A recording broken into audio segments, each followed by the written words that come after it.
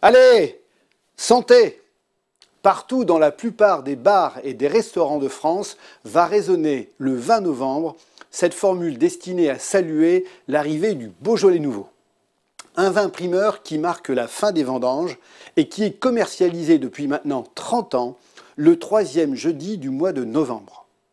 Une tradition qui trouve sa source dans les années 50, lorsque les producteurs de Beaujolais, un vin produit dans les vignobles situés entre Lyon et Mâcon, décident de célébrer la fin des vendanges en débouchant certaines bouteilles de leur tout jeune cru. Au départ, il ne s'agit que d'un moment de convivialité entre producteurs. Mais l'idée de commercialiser ce vin nouveau, qui n'a pas encore eu le temps de fermenter, va germer dans la tête de certains viticulteurs et commerciaux qui y voient là une façon d'écouler et de promouvoir leur production en générant très tôt dans l'année de substantiels revenus.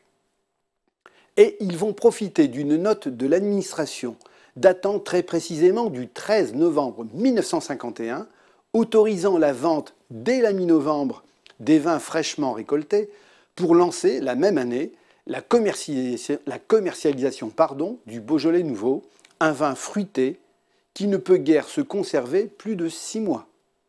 En France, le lancement solennel de ce vin primeur a lieu lors de la fête des Sarmentelles, à Beaujeu, dans le département du Rhône, capitale historique du Beaujolais.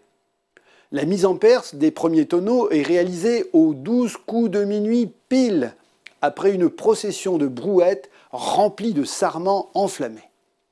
Le Beaujolais nouveau, véritable art de vivre à la française, a connu son apogée dans les années 1990.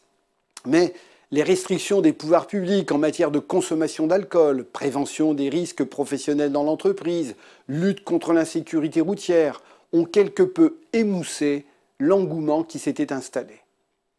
Par contre, cette tradition du Beaujolais nouveau est devenue très vivace dans d'autres pays du monde.